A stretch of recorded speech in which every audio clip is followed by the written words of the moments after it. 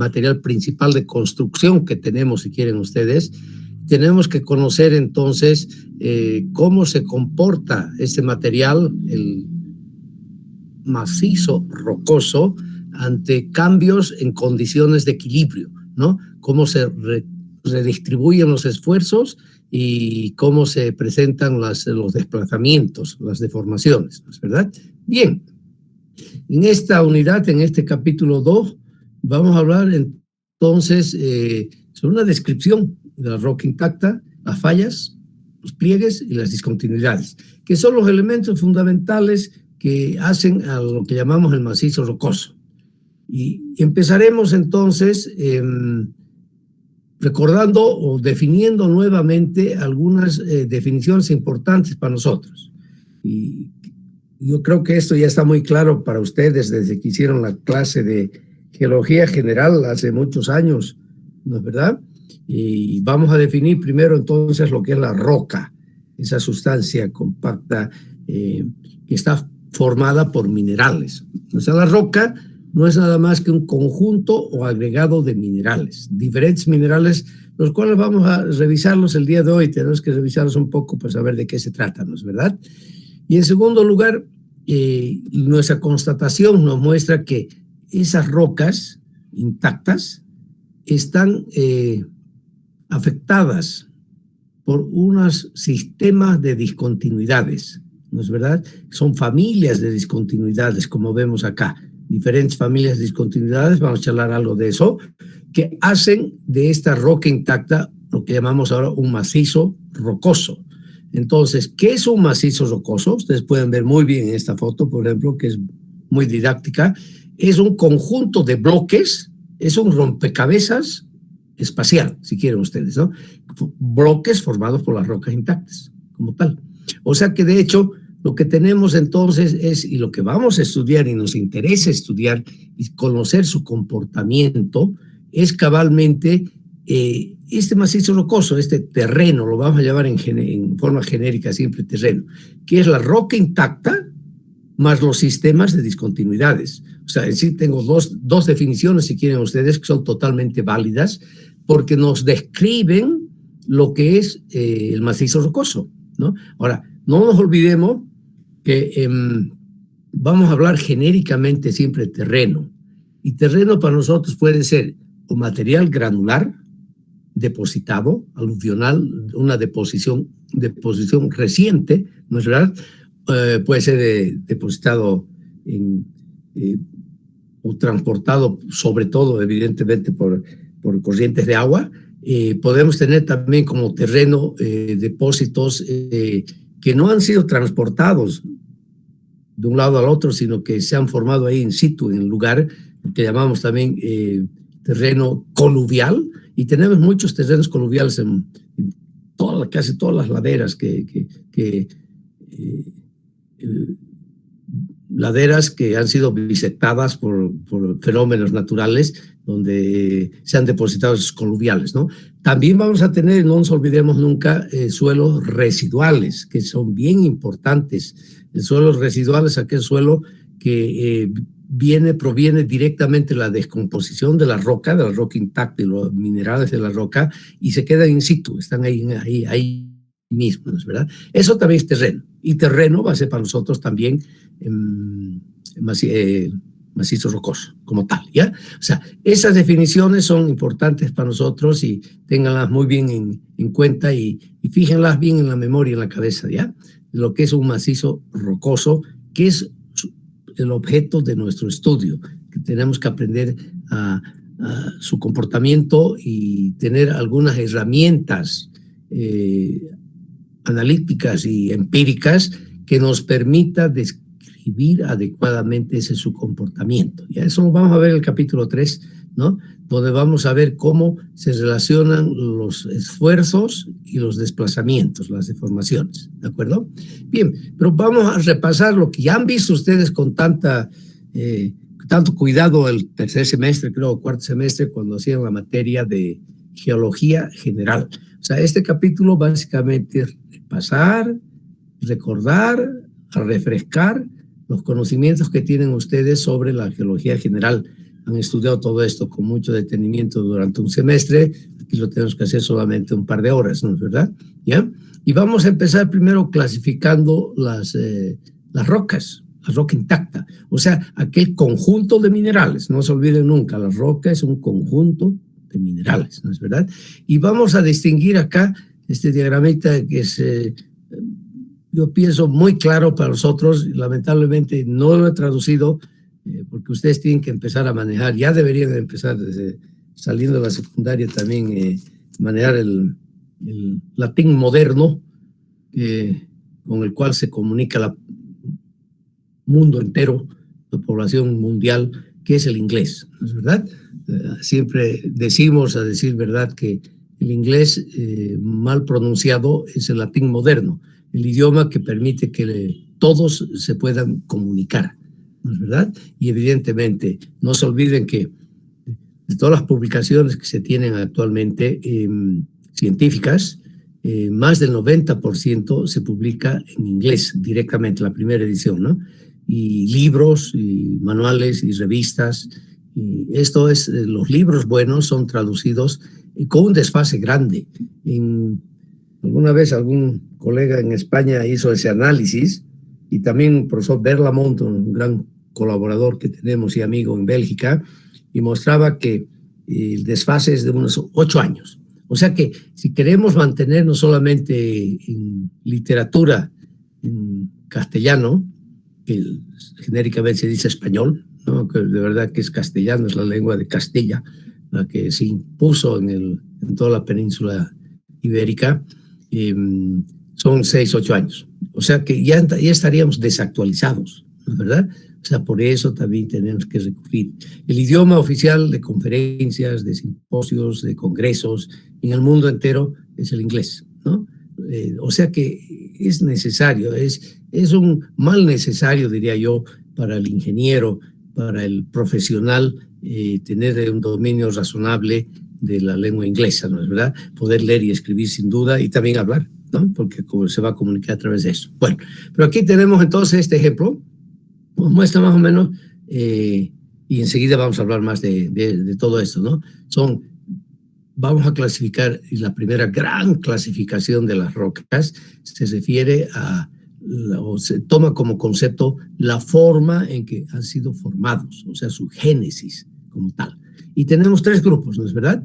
Vamos a tener las rocas ígneas, las rocas sedimentarias y las rocas metamórficas, y que tienen un proceso diferente de formación, ¿no? Y además siempre se hace énfasis en una subdivisión, si quieren ustedes, de las rocas ígneas, sobre todo, ¿no? Donde vamos a tener las rocas plutónicas o intrusivas, son aquellas que son producto de la solidificación de la magma, que sale del interior de la roca, de la tierra, digamos, del manto superior, ¿no? Que está a grandes presiones y temperaturas, donde de una u otra forma se rompe parte de la corteza, entonces esa magma fluye hacia afuera y se va solidificando, ¿no es verdad? Y a medida que se va solidificando nos va creando ciertas rocas en función a todos los minerales, ¿no? Y todos los componentes que hay en esta magma. Vamos a tener la roca plutónica o intrusiva, las rocas de dique, que se llama, que son un poco unas intermedias, si quieren ustedes, y las rocas, y que también podemos decir que son las extrusivas, porque ya está extruyéndose esa magma.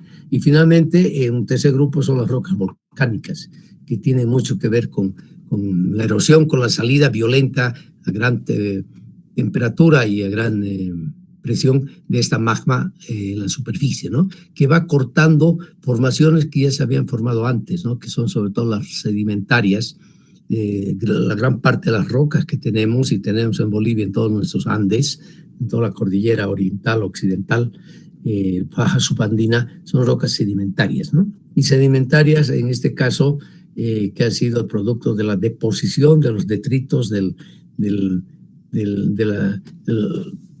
el resultado de la meteorización, disgregación de las diferentes rocas que constituyen la litosfera, la corteza terrestre, ¿no? ¿Verdad? Tenemos muchas, ¿no? Eso tenemos que hablar un poquito más. Y cabalmente tenemos entre esta magma, que se ha solidificado acá a grandes temperaturas, que por la temperatura y la presión cambia las rocas que hay en las inmediaciones, ya sean sedimentarias, pueden ser nuevamente ígneas, pueden ser metamórficas, y se las convierte otra vez en otras rocas metamórficas. O sea, metamórficas es de transformación, ¿no es verdad? Si vemos nosotros el ciclo de la materia, entonces tenemos un ciclo de la materia, ¿no? Tenemos los tres grandes ciclos, grupos de las rocas ígneas, las rocas sedimentarias y las rocas metamórficas como tal. Y bueno, tenemos diferentes procesos que actualmente siguen también, están funcionando, digamos. Lo que vemos ahora, no se olviden, es que se ha producido también hace millones de años, ¿no? Y seguimos con todo ese fenómeno de transformación, de cambio de la corteza terrestre, fenómeno que nunca se para, que sigue adelante. Claro que ahora está un poco influenciado, así, ¿verdad?, también con fenómenos.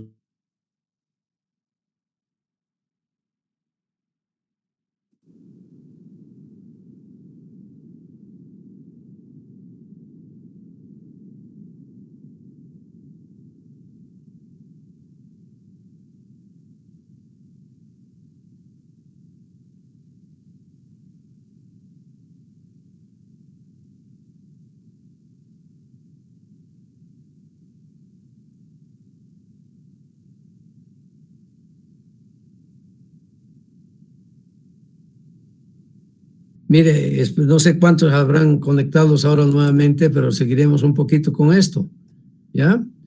Entonces, espero que esta vez ya no falle esto y que funcione correctamente y no nos dé problemas. Ahora, ¿tienen buena imagen? Sí, ya se ve bien.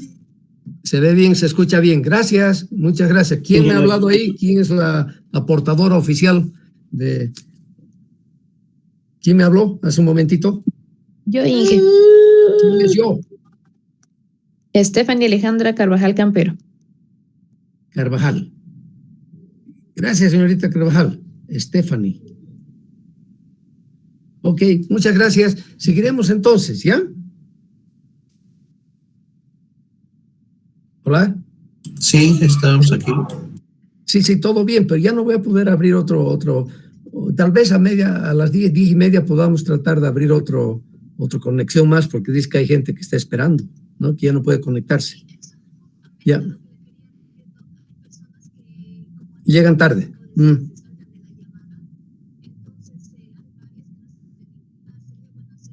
Vamos a tratar de resolver así eso ya despuesito. ¿Ya? Gracias. Ok, ahora sí seguiremos, ¿ya? Bueno, aquí tenemos una clasificación entonces, y he puesto esto ahora en castellano para que ustedes, para que sea un poquito más fácil, ¿no? Los tres grandes grupos y las diferentes rocas, ¿no? Las intrusivas, básicamente tenemos las intrusivas o plutónicas, extrusivas, y es mejor hablar de extrusivas y además separadamente aquí volcánicas, porque es un poco diferente. Las volcánicas son una especie de rocas sedimentarias, ¿no? Donde sale a la atmósfera todo ese material a grandes temperaturas y se va solidificando al caer y se va depositando en las superficies, ¿no? Son las rocas, aquí a decir verdad, vamos a reconocer siempre tres tipos de rocas ígneas: intrusivas o plutónicas, extrusivas y volcánicas. No es extrusivas o volcánicas, aunque las volcánicas son también extrusivas, ¿no? Pero que tienen las partículas siguen un proceso un poco diferente porque son diseminadas en el aire, y ahí es donde se enfrían y se forman las pequeñas partículas que son depositadas sobre la superficie, ¿no es verdad? Las extrusivas son el enfriamiento todavía in situ, donde la magma, ese líquido acuoso, viscoso, muy viscoso, se va enfriando rápidamente, formando rocas que son muy características porque tienen una estructura, una textura de granitos muy finos, ¿no? Bueno, las sedimentarias, tenemos diferentes tipos de sedimentarias. Las más importantes, desde luego, son las detríticas o clásticas, que son producto, evidentemente, de la alteración y físico-química de la roca como tal. De las químicas, bueno, son deposiciones químicas en medios acuosos, como la caliza, enseguida vamos a ver. Tenemos todas las biogenéticas, como el carbón vegetal, ¿no es verdad? Y también las orgánicas, como los corales, ¿no? en los mares como tal. Y finalmente las metamórficas, que evidentemente siempre las definimos o las diferenciamos como foliadas y no foliadas, de acuerdo a la estructura de las rocas. No foliadas son las masivas, si quieren ustedes, y foliadas son las que tienen una esquistosidad muy clara y bien definida, ¿no? Como tal, ¿ya? Pero un ratito, recordemos un poco lo que ustedes ya han visto anteriormente, y es bueno para fijarse, aunque a decir verdad yo debo decirles que esto es cultura general, porque en la práctica, en la aplicación de buscando el comportamiento de la roca y el macizo rocoso, no nos fijamos mucho en este detallito, aunque ahora sí cada vez se hace más importante. No sé si alguno de ustedes ha podido escuchar algunas conferencias que hemos hecho en ocasión del aniversario del laboratorio, y hubo una conferencia muy bonita del ingeniero Dani Rodríguez, que ha estudiado cómo se altera rocas sedimentarias, en este caso en sillar, unas rocas silúricas, unas lutitas, cómo se alteran totalmente para formar finalmente suelos residuales. Porque ahí en el sillar hemos encontrado claramente, ya después de varios estudios que hemos hecho desde hace varios años, que lo crítico es cabalmente este suelo residual que se forma en la parte superior de las formaciones rocosas que hay en el sillar, que constituyen un material muy débil que se forma finalmente el plano de deslizamiento en las laderas, ¿no es verdad? Bueno, pero ahorita lo que nos interesa un poquito es ver primero los elementos que tenemos. Acuérdense un poquito la tabla periódica, y resulta que en la litosfera casi el 50%, bueno, 46,6% es oxígeno, ¿no? Que está evidentemente combinado con muchos otros elementos minerales. Silicón, la sílice, bueno, el sílice es el óxido, ¿no? Eso sí es sílice, ¿no? O sea, silicón, 27,7%, y el tercero es aluminio, ¿no? Con 8,1%. Es la presencia de estos elementos con su estructura atómica bien clara, bien definida, ¿verdad? Por ejemplo, silicón +2, aluminio también, todos tienen +3. Después viene, si vemos en la lista, va a aparecer también el sodio, ¿verdad? Sodio. Bueno, y tenemos los otros elementos, magnesio también y potasio aparece. No se olviden, potasio también es muy importante para nosotros en la agricultura, se usa mucho, es un nutriente básico para las plantas. Y el quinto lugar lo tiene el hierro como tal, un 5%. Y si vemos un poco la composición ya de la corteza terrestre, no todos los elementos, vemos que se llevan la flor sílices y los óxidos de aluminio, ¿no es verdad? ¿Ya? Bueno, después era de esperar que tenga que estar el hierro acá también, ¿no?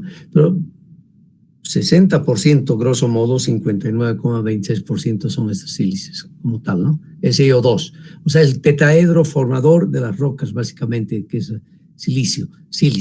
O sea, el silicio es el elemento principal que tenemos en nuestra formación. Pero veamos un poquito, nos vamos a detener un poquito en este cuadro, aunque a decir verdad es para saber de dónde vienen las rocas, porque nosotros trabajamos en Bolivia casi exclusivamente en rocas sedimentarias. Pero estas rocas sedimentarias vienen cabalmente de estas rocas ígneas, básicamente, ¿no es verdad?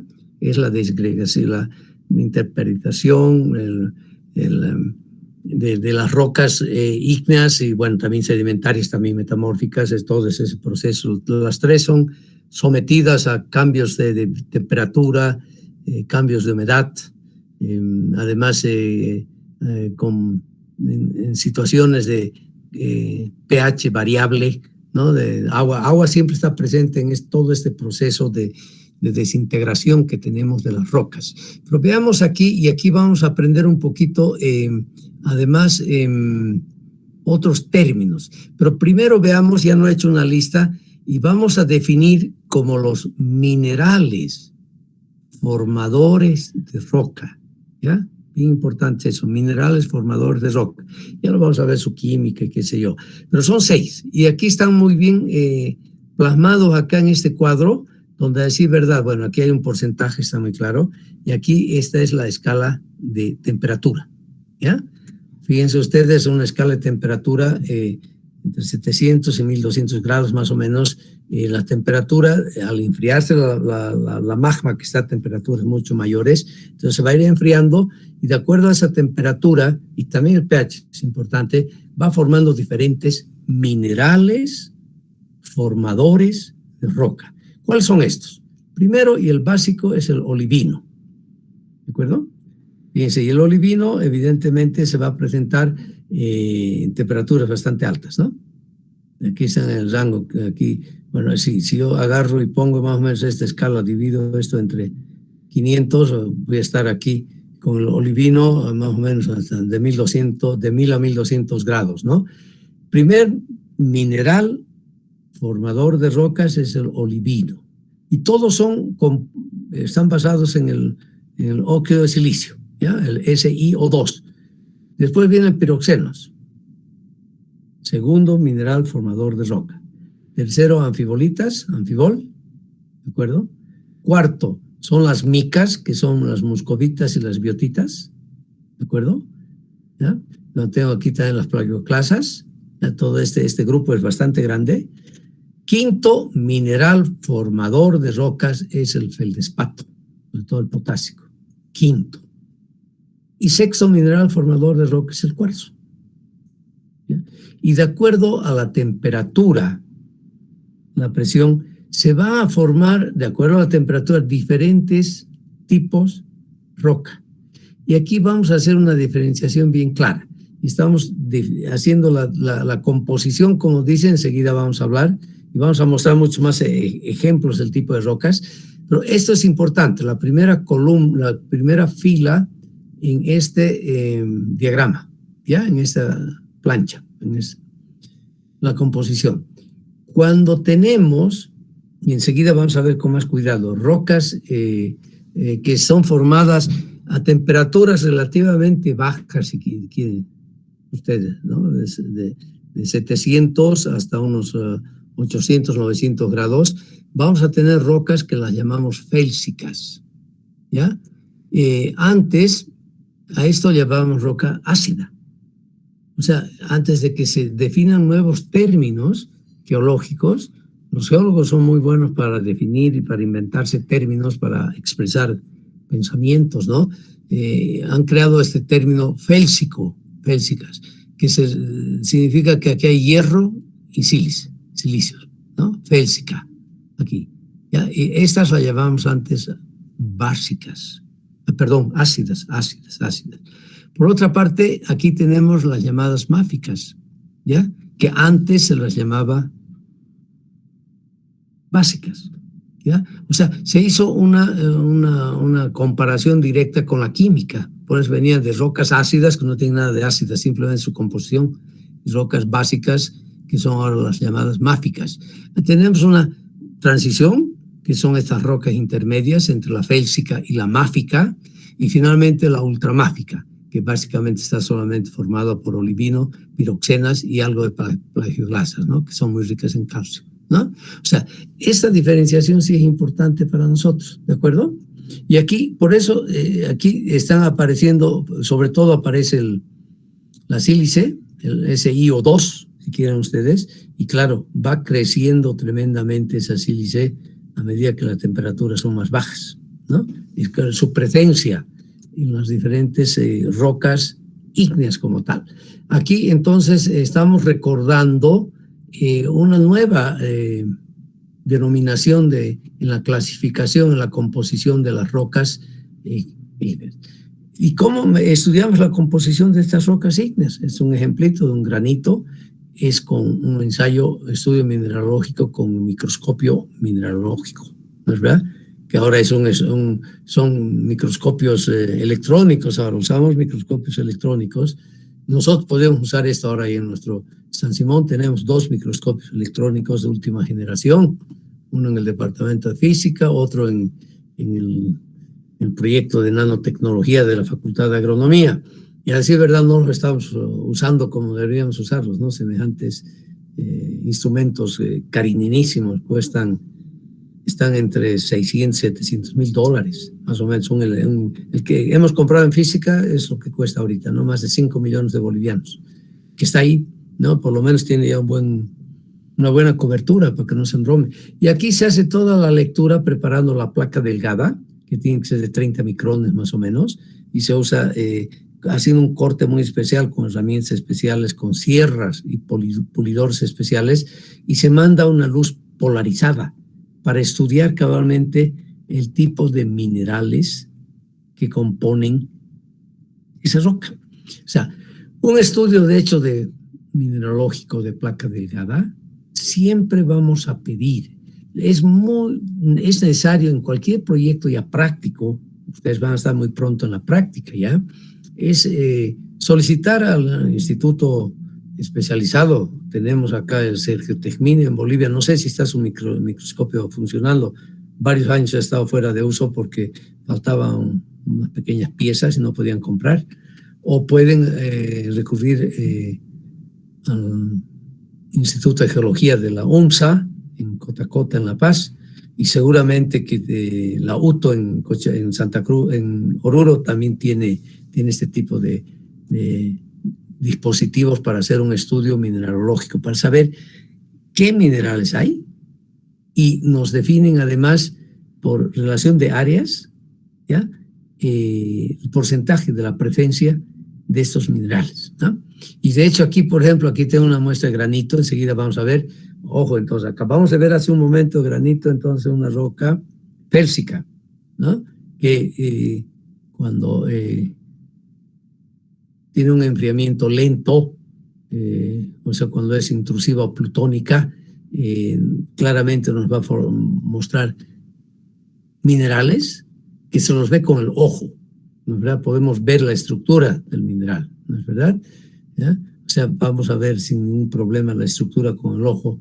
Son rocas félsicas, entonces, que las podemos ver, y normalmente tiene 3 minerales, el granito como tal, ¿no? Tiene cuarzo, tiene feldespatos en segundo lugar y después biotitas. Y bueno, esta indicación, el bautizar, el determinar la denominación de una roca, es siempre mejor dejarle al ingeniero especialista en petrografía, ¿no? Al ingeniero geólogo, puede ser geólogo, no son geólogos los que se dedican a estudiar esto, a hacer su especialización, ¿no? Nos van a dar entonces el dato correcto de qué tipo de roca es, y nosotros después vamos a hacer la interpretación, ¿no es verdad?, viendo otros aspectos en la columna cronoestratigráfica para saber la antigüedad de esa roca. Pero ese grafiquito está mucho mejor, que lo hizo hace poco, bueno, hace unos 2 años, el que ahora es ingeniero Jaime Muñoz, ¿no? Hizo una traducción y vemos acá una mejor clasificación de la roca, donde, ojo, como les decía un momento, aquí hemos mantenido todavía esa nomenclatura vieja de hablar de rocas ácidas, que son las félsicas, ¿de acuerdo? Ácidas, félsicas, nótense, y básicas son las máficas, ¿de acuerdo? Las intermedias. Y aquí vamos a tener, sobre todo, que diferenciar por el tamaño del grano, o sea, su textura, esa composición, esa estructura, de acuerdo al tamaño de los minerales, o sea, cómo se solidifican los minerales. Aquí, ojo, aquí tenemos una escala de tamaños, que es la escala que manejan los geólogos, ¿ya? Hasta aquí estamos de acuerdo nosotros, totalmente de acuerdo, que a partir de 2 micrones tenemos arcillas. Nosotros aquí normalmente usamos 70, ¿no? 70 micrones para diferenciar el rango de los limos, ¿no es verdad?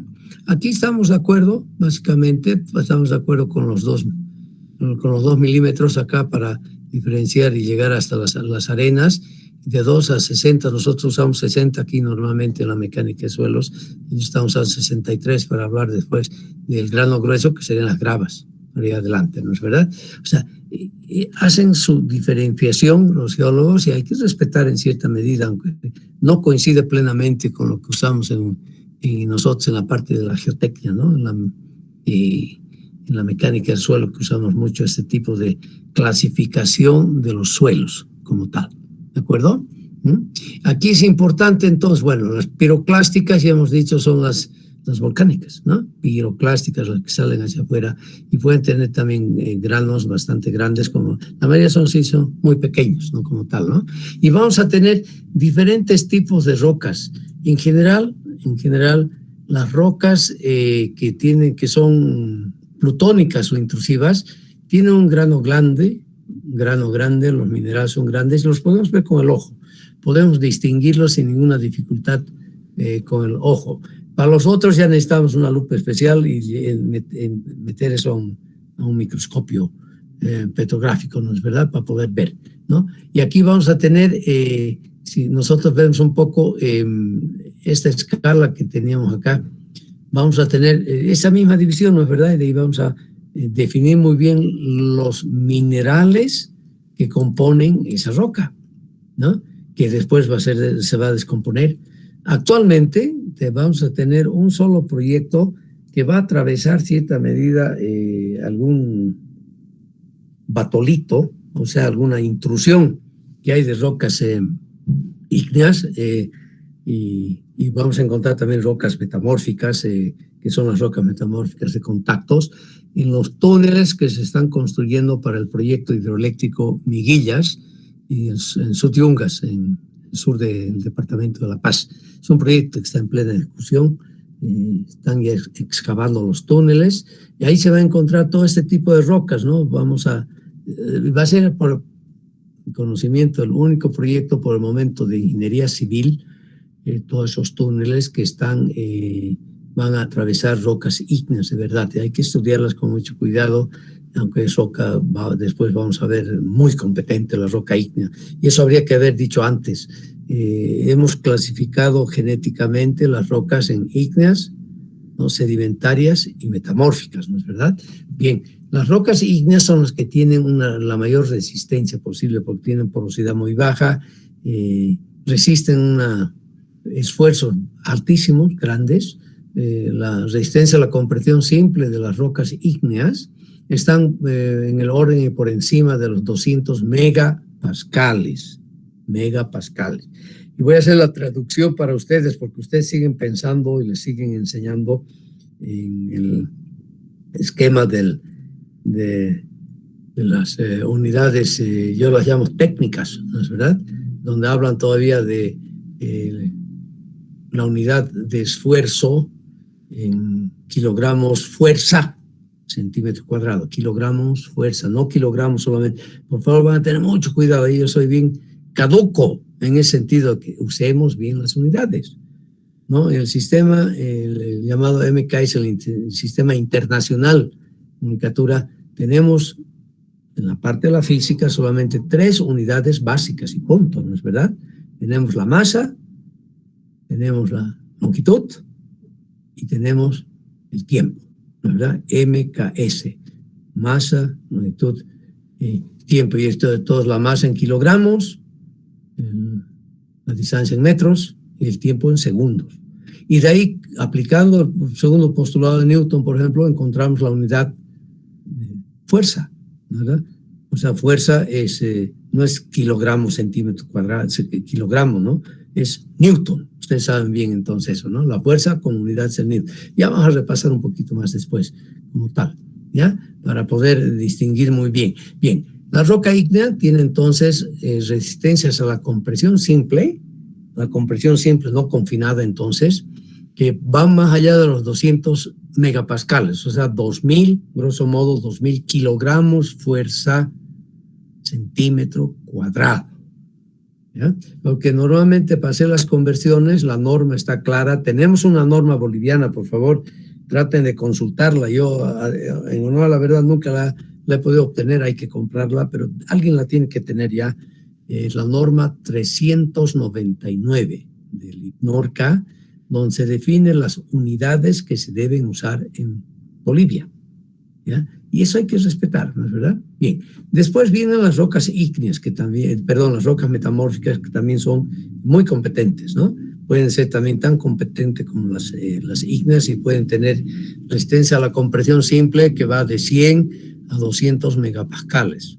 Y finalmente están las rocas sedimentarias, que pueden ser muy débiles, con apenas 15, 20, 30 megapascales hasta 60, 80, 100, en función ya de la edad que tengan, de la porosidad que puedan tener, o sea, de la edad de cuándo fueron depositadas y a qué tipo de esfuerzos fueron sometidas en el proceso de consolidación, que lo llamamos diagénesis, ¿no? Ese proceso de consolidación es bien importante, donde se van expulsando, enseguida vamos a hablar de eso, el agua, y se van compactando y se van en cierta manera también incluso deformando un poco los granos, ¿no? que han sido depositados en un medio acuoso. O sea, las rocas menos competentes son las rocas ígneas. Y de entre las rocas ígneas aún menos competentes son las rocas jóvenes, las que se han formado recién a partir del terciario, ¿no? O sea, antes de los 65 millones de años hacia el presente, digamos, y de eso tenemos varias formaciones nosotros en la faja, sobre todo subandina de Bolivia. Encontramos varias rocas que tienen una porosidad todavía muy alta, tienen un cementante muy débil. Enseguida vamos a hablar de eso, ¿ya? O sea, aquí tenemos entonces las rocas ígneas, las diferentes rocas ígneas, y las vamos a ir distinguiendo por dos criterios básicos. Es lo importante. Es su textura, el tamaño de los granos y la composición como tal, ¿no es verdad? En principio, cuando estemos viendo un poco más después eligiendo parámetros geomecánicos para poder establecer la resistencia que pueda tener estas rocas en un estado de esfuerzos tridimensional, espacial, entonces vamos a ver claramente que la textura juega un rol muy importante, que es el tamaño. Ahí vamos a ver cuando veamos el manualito. Tenemos un programa bonito, tenemos una gran ayuda ahí en el programita RockLab. Cuando vemos ese programita RockLab, entonces vemos que la textura es fundamental, ¿no? Y cabalmente lo que estamos revisando ahora, porque vamos a entrar a ese programita después, y lo primero que me pregunta es ¿qué tipo de roca tiene? ¿No? Para encontrar un coeficiente, lo que llamamos el coeficiente petrográfico, MI. Me estoy adelantando en la aplicación de esto para que vean que estamos revisando esto porque sí vamos a aplicar. O sea, revisamos aquí solo lo que vamos a aplicar en el marco, en el contexto de la mecánica de rocas, ¿no? Y para estudiar el comportamiento del macizo rocoso, ¿no es verdad? Bien, y los dos son importantes. Una es definir tipo de roca y después su textura, el tamaño. Y ahí tenemos 4 categorías, normalmente, ¿no? Aquí, prácticamente aquí tengo también 4, aunque muy fino, muy fino, mediano y grueso. Y eso vamos a definir en el programa para encontrar ese coeficiente que es bien importante, que nos ayuda mucho porque no tenemos todavía equipo adecuado en Bolivia, por lo menos San Simón no tiene, no hemos podido comprar nunca porque, ¿para qué pues? Dicen las autoridades. Para hacer ensayos triaxiales en muestras de roca, ¿ya? Bien, ejemplos, veamos un poquito los ejemplos. Granito, bueno, plutónica o intrusiva, y aquí se ve muy bien lo que acabamos de decir, ¿no? Porque tenemos 3 minerales en los granitos, ¿ya? Tenemos feldespatos, cuarzos y biotitas. Biotita es lo negrito, la mica, ¿no? Y feldespato es un poquito, aquí un poquito es más rosadito, digamos, y el cuarzo se lo ve mucho más blanco en las fotos que podamos tener del cuarzo. Granodiorita también está en el mismo rango, se ven los granos fácilmente, aquí los vemos un poquito mejor, ¿no? Pero tiene un poco menos de feldespatos, por eso se lo llama granodiorita, pero está muy cerca, ¿no es verdad? Si vemos rocas félsicas, las llamadas ácidas hemos dicho, ¿no es verdad? Y ya de grano más bajo, tenemos aquí a la riolita y a la dacita, como tal. O sea que si yo veo aquí, tenemos aquí a la riolita, bueno, y la dacita que está aquí al lado. Ya son de granos finos. La riolita es una roca ácida o félsica de grano fino, ¿ya? Bien. Diorita también la tenemos aquí, si la vemos aquí un ratito, está aquí la diorita, es de grano grueso y es una intermedio, o sea que donde ya va variando, va reduciéndose los cuarzos, mucho menos cuarzos, más feldespatos, y ya aparecen también aquí a veces anfibolas, un poquito en ese tipo de rocas, ¿no es verdad? Y menos feldespatos, más feldespatos, menos cuarzo, pero el grano muy fino. Grano fino. Bien, les dejo estas fotitos para que las vean con calma y las puedan analizar, ¿no es verdad? ¿Ya? Y si vamos un ratito a las máficas, tenemos al famoso gabbro, que es una roca tremendamente resistente. Normalmente son muy oscuras, ¿no? Porque tienen mucho piroxeno, por una parte, y también son rocas que tienen, que están con mucho olivino y piroxeno sobre todo. Son rocas ya que estas son las máficas, ¿no? O sea, las básicas, donde no aparece el cuarzo, ni tampoco aparece el feldespato, ¿no? O sea, vamos a ir combinando esa tablita con estos ejemplos para que tengan una idea mucho más clara. Gabbro es una roca que se usa mucho desde la antigüedad porque es roca muy resistente como roca intrusiva, ¿ya? Tiene un nombre muy claro. El gabbro quiere decir roca tremendamente, en arameo debe ser idioma viejo de por allá cerca de la Mesopotamia, ¿no? De ahí viene su etimología, el origen de esta palabra. O también tenemos basaltos que se ha usado mucho.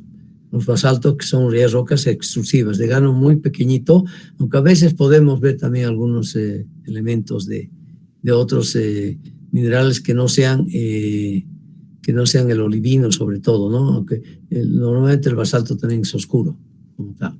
Uy, caramba, otra vez. No sé qué estoy haciendo aquí.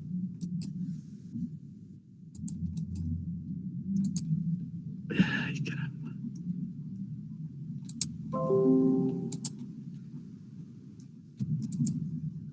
Ok. Después tenemos las sedimentarias. Hablemos rápidamente de las sedimentarias. Ya habíamos dicho que las vamos a diferenciar claramente en las clásticas, ¿no es verdad? Que pueden ser piroclásticas también sedimentos.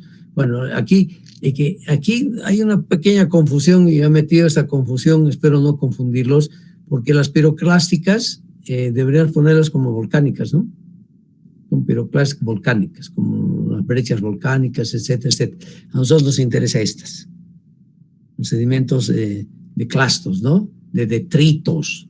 Estos son los que nos interesan mucho y realmente batallamos mucho en la práctica, sobre todo con lutitas, que es la deposición de material muy fino, las arcillas, sobre todo, y también las lodolitas, ¿no es verdad? Y bueno, sandstone son las areniscas como tal, ¿no? Y vamos a tener entonces que diferenciar esto un poco. Y aquí a veces hablamos como rocas sedimentarias, la pizarra arcillosa, aunque esta ya deberíamos considerarla como roca metamórfica, pero no la hacemos porque no está totalmente metamorfizada. Por eso a veces hablamos de metalutita, que tiene un cierto porcentaje de metamorfismo, y muchas rocas en las cuales trabajamos acá en Bolivia tienen un cierto grado de metamorfismo, sobre todo las rocas viejas, ¿no?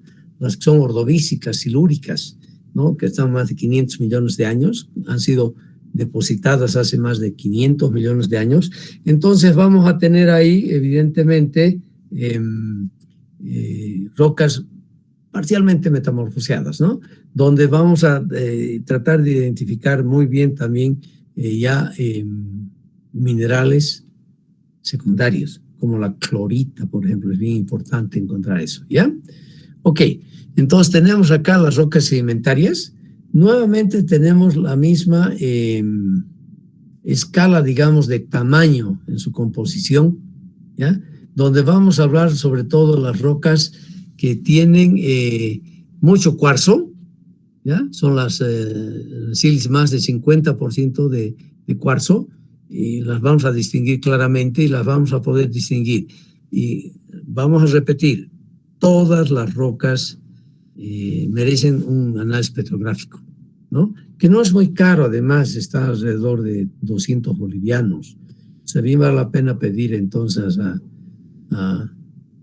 las instituciones que tienen equipo para determinar la composición que tienen esas rocas. Sí, no, se evita uno de discusiones, la gente, bueno, de acuerdo a la experiencia de los geólogos, nosotros peor todavía podemos, con la práctica se aprende, pero definir claramente el tipo de roca. Podemos, grosso modo, pero siempre es mejor certificar con un ensayito de laboratorio, ¿no? Con el microscopio, ¿no? Un análisis petrográfico siempre es bienvenido, ¿no? Después vamos a tener todas las, bueno, estas son las rocas entonces clásticas, ¿ya? Donde tenemos aquí, enseguida vamos a ver un gráfico, creo, no lo he puesto aquí. En el libro que leen ustedes y que han usado para la clase de geología general, está muy bien explicado. Ese libro se los voy a mandar, pero ojo, no lo tengo en castellano. Está en inglés el libro de Blake y de Freitas, es de geología para ingenieros, y van a tener que hacer un pequeño esfuerzo y estudiar un poco de ese libro. Este fin de semana les mandaremos ese libro para que estudien un poco el libro, ¿de acuerdo? Después tenemos otro gran grupo de estas rocas sedimentarias que son las químicas, que son la deposición que tenemos de medio acuoso desde el punto de vista químico, o sea, no es desde el punto de vista ya físico acá, que son granitos los que se van depositando, minerales que se van depositando. Aquí tenemos entonces cationes, tenemos calcios, por ejemplo, tenemos después aquí combinado con el agua debido a la presencia de CO2, monóxido de carbono en el aire que es producido por las plantas, qué sé yo, llueve, eso se incorpora al agua, reacciona y finalmente se forman los carbonatos de calcio, ¿no? La caliza como tal. Son las rocas, las llamaremos químicas, que además están combinadas porque se depositan. Y que no se olviden que los fenómenos de deposición que se han tenido, tenemos procesos físicos y procesos químicos. Y este carbonato de calcio, en este caso, más de una vez y en muchos casos, que se forman durante también el fenómeno de deposición de los clastos, de las pequeñas fracciones de la roca, de los minerales que han salido de la descomposición de las otras rocas, cualquiera sea el tipo de rocas, van a formar unas nuevas rocas.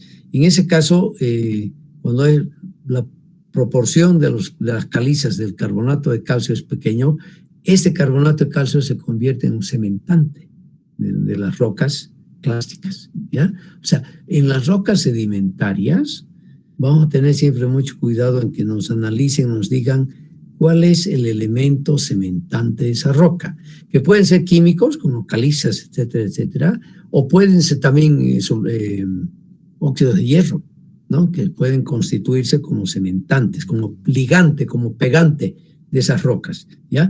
O la fracción muy fina que son las arcillas. Las arcillas también son un elemento cementante que rodean a las fracciones más grandes y le dan cierta consistencia, coherencia a esas rocas, ¿ya? Eso sí tenemos que saber y conocer muy bien, porque de eso va a depender la resistencia que tengan esas rocas.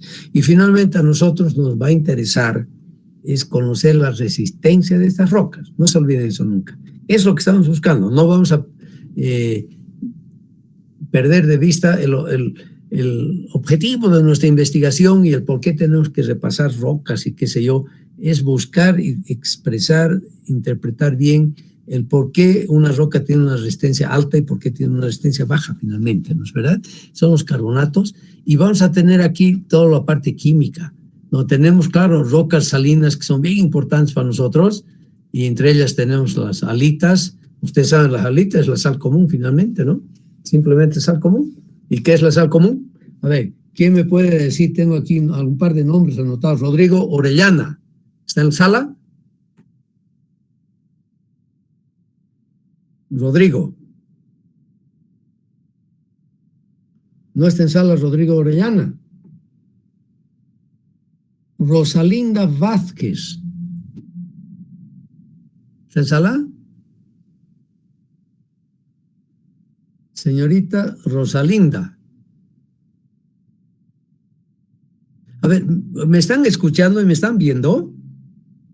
A ver, un Sí, comprendido. Sí, ingeniero.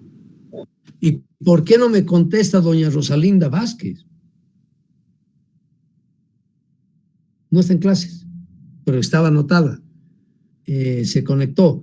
Sí, yo estoy seguro que la señorita Estefanía Carvajal está en clases. Sí, Inge, buenos días. ¿Cómo está usted? Dígame, ¿qué es la halita? Como roca química. ¿Sabe? No, Inge. Alita, mire, que son los nombres pues, ya científicos, pseudocientíficos, ¿no? La alita es lo que usted usa todos los días en la mesa. Y su mamá usa, y usted también usa cuando cocina algo, ¿no? Es sal común. Cloruro de sodio.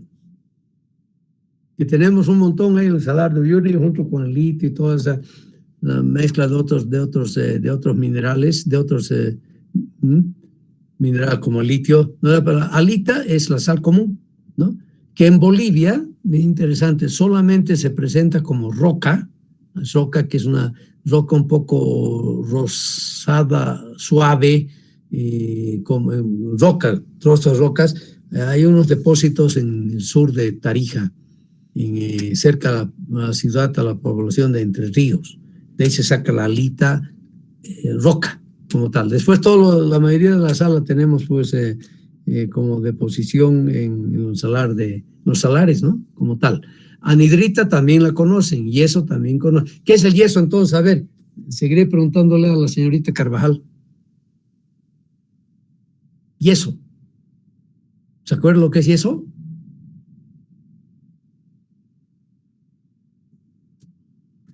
¿Sulfato cálcico? Sulfato de calcio, sí, muy bien, claro, porque ustedes han debido estudiar en la materia de materiales de construcción, sin duda han tenido que trabajar esto, ¿no es verdad? Tenemos un montón aquí más o menos en la cuenca, ahí cerca de Tapacarí, en toda esa cuenca del río Caine, de ahí sale harto material, sulfato de calcio, ¿no es verdad? Sulfato de calcio. No, sulfato de calcio, no está muy bien, sulfato de calcio, CaSO4, ¿no? Eso es el yeso, y el que usamos, bueno, eso viene de la práctica hidratado, ¿no? Con 2 moléculas de agua, y es por eso que se lo somete a una calcinación, son hornos rústicos que usted va a ver pasando Vinto, ya de Vinto hasta Sipe, donde se produce esto en forma bastante artesanal a la construcción, pues, ¿no? Y después usted pone agua otra vez al polvito ese y se lo muele, ¿no? Una molienda tiene que ser fracciones muy pequeñitas en la molienda, y bueno, es lo que usamos con el famoso estuco, ¿no? Bien, o sea, tenemos entonces tenemos las calizas, bueno, caliza ya saben lo que es, ¿no? Son una de las rocas químicas, que también sirven, acabamos de decir, como cementantes en las rocas clásticas, ¿no? Donde hay clastos, que es el carbonato calcio, es carbonato de calcio. Y cuando tenemos las dolomitas, como tal, es carbonatos y de calcio y de magnesio, ¿no? Aquí tenemos las dolomitas. Bueno, y finalmente, bueno, tenemos aquí también como rocas químicas ya la pizarra pedernal, que ya son deposiciones de carbono, y el lignito y el carbón como tal, ¿no? Que son rocas químicas como tal, ¿ya? Y este es el fenómeno en sí que ocurre en todo este proceso. Está bonito este dibujito y nos permite ver las 4 fases de todo el proceso de la diagénesis, o sea, de la transformación de esos sedimentos que se van depositando en un medio acuoso, que son transportados a través de las corrientes de agua hasta los grandes cuerpos de agua. Ahora, es verdad, ya hemos revisado y ustedes saben que hay rocas hasta el devónico, silúrico devónico, han sido prácticamente, bueno, ordovícico también, prácticamente marinas, ¿no? Y después fue en aguas mucho más someras, pero de todas maneras fue un medio acuoso donde se van depositando los granos diferentes, por ejemplo, y la mayoría de esos granitos de estas partículas son pues sílice, ¿no? O sea, óxido de silicio, ¿eh? Se van depositando Y después de esa sedimentación que hay aquí, lógica, natural, y seguramente ya han estudiado ustedes en alguna materia, en la hidráulica o la misma mecánica del suelo, han visto un poquito la ley de Stock y cómo se van depositando esas particulitas acá. Y después viene con el tiempo y se va incrementando las capas de las deposiciones que van cayendo acá y viene el proceso de compactación, ¿no es verdad? O sea, y en ese proceso de compactación son millones de años, a decir verdad, ¿no? Se van apilando encima otras capas, ejerciendo una presión hacia abajo, ¿no? Y presionando las capas inferiores y reduciendo la porosidad, para empezar, ¿no? Drásticamente, y expulsando las aguas, ¿no? O sea, donde cada vez hay menos poros y esos poros van siendo, de los cuales se va eliminando, expulsando el agua como tal, ¿no? Bueno, vienen más capas entonces, y hay más fuerzas de compactación acá, ¿no es verdad? Lo principal, lo que estaba inicialmente compuesto, y bueno, se va ocurriendo entonces la compactación, la solidificación de estos depósitos, donde paralelamente, habíamos dicho en un momento, también ocurren fenómenos químicos. Y ahí aparecen los cristales de sales, diferentes sales, que son el pegamento, si quieren ustedes, que va pegando las otras capas, los otros materiales, ¿no? Ese es lo que llamamos la cementación, el material cementante, ¿no? Para formar finalmente esas rocas sedimentarias que conocemos y las vemos y en las cuales tenemos que trabajar. Vamos a fundar obras, vamos a excavar excavaciones superficiales, vamos a hacer taludes, vamos a crear plataformas y qué sé yo, ¿no? Donde tenemos como cementante, como pegamento, si quieren ustedes, entonces, esas sales de cristales, ¿no? Ocurre aquí algo parecido, les digo, a ver, para hacer una analogía, ocurre con el hormigón. Ustedes han hecho una clase de tecnología del hormigón, se van a hacer dosificaciones muy bien y saben de qué se compone el hormigón que usamos, que es omnipresente en todas las obras civiles, ¿no? O sea, ingeniero civil que no sepa de hormigón anda medio mal parado en el ejercicio profesional, porque hormigón usamos el material de construcción más difundido y usado en las construcciones civiles, ¿no es verdad? Y ustedes saben que vamos a crear estas sales cementantes que, como decimos acá, es cabalmente el cemento, que no es nada más que ese carbonato de calcio deshidratado y bien molido, con una gran fineza. Dicen que es bien finito, pues. O sea, una fineza que la medimos por superficie de contacto de las particulitas por gramos, y eso debe estar sobre 3.500, 3.800, 4.000 metros cuadrados gramo, para que funcione bien, para que sea muy bien el cemento. Además tiene que tener algo de puzzolana. Bueno, y artificialmente nosotros entonces creamos el elemento cementante, porque después estamos usando grava y arena, ¿no es verdad? Definimos bien su granulometría, las proporciones que necesitamos para tener un buen packing, que se llama, o sea, un buen arreglo de todas esas partículas, que haya suficiente material fino entre las partículas grandes, que son las gravas, la arena gruesa, y finalmente, y bueno, la arena fina entra, y aquí ya no metemos prácticamente limo y arcillas, ¿no? Porque sería otro problema, es otro comportamiento ya, y agarramos después y metemos cemento con agua, ¿no? Y sabemos, ustedes saben que la relación agua-cemento es fundamental para lograr la resistencia que estamos buscando. O sea, que estamos repitiendo en cierta medida un proceso natural cuando hacemos un hormigón, ¿no es verdad? En forma tremendamente acelerada, lo que se ocurrió en miles de años, millones de años. Hacemos un hormigón, lo hacemos violentamente, por arte de magia, en un tiempo muy corto, ¿no? Un tiempo muy corto, restituyendo el agua, ese carbonato de calcio deshidratado se convierte nuevamente con el agua y va a depositarse alrededor de los granitos, de los llamados agregados para nosotros, que normalmente tienen que ser cuarcíticos, ¿no? No se olviden que para hacer un buen hormigón, por eso hacemos el ensayo de Los Ángeles, ¿no? Para ver cuál va a ser el grado de integridad que tiene este material, los mejores agregados que tenemos para tener un buen hormigón, un excelente hormigón, lo mejor que sean, que provengan de la desintegración de rocas cuarcíticas, areniscas cuarcíticas sobre todo, ¿no? En algunos lugares la gente está obligada a usar otro tipo de rocas, otro tipo de clastos para hacer el hormigón, ¿no? Porque no tienen areniscas cuarcíticas, por ejemplo. Aquí en Viloma tenemos un excelente yacimiento, por ejemplo, después subiendo aquí, está ahí, no me acuerdo el nombre, aquí, cuando subimos hacia Morochata o hacia Misicuni por el lado de Quillacollo, tenemos ahí otro río, que no es el Viloma, que ya me olvidé el nombre, yacimientos muy buenos. Hay lugares donde no se puede construir, no se tiene buenos agregados, sobre todo en toda la gran planicie de Mojos y planicie veniana, ¿no? Donde la gente ha aprendido a usar ladrillo machacado, un buen ladrillo que hacen, bien quemado, que es arcilla, básicamente, ¿no? Y usan esto como agregado grueso para sus construcciones, o sea, se han ideado la forma de sustituir los agregados que necesitamos. Pero si se fijan ustedes, entonces, esos son los cuatro pasos grandes que tenemos para llegar a una buena roca sedimentaria de millones de años. Y estamos nosotros simulando, en cierta manera, este proceso cuando fabricamos el hormigón, ¿no es verdad?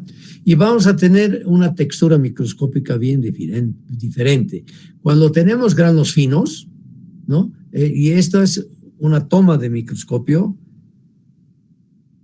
ampliado 5,000 veces, si quieren ustedes. Son las pequeñas partículas de arcilla, ¿no? Y ustedes sabemos, por la estructura de las arcillas, ya ni vamos a repetir, pero sabemos que son plaquitas, ¿no? Que tienen 2 o 3 capas, ¿no? De silicios, aluminatos, y tienen la propiedad de esas estructuras de que tienen una distancia entre las capitas, que son cabalito del tamaño del agua, de la molécula de agua que es la que se mete ahí adentro, ¿no?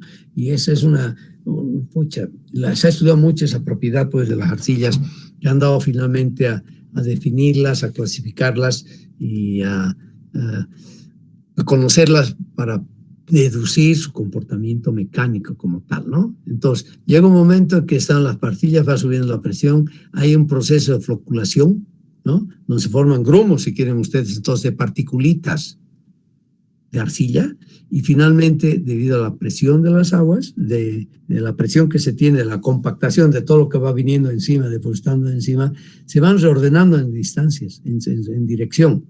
Y este es el fenómeno básico que le da a estas rocas de grano fino, lutitas son a deposición, rocas sedimentarias de deposición de arcillas, le dan entonces esta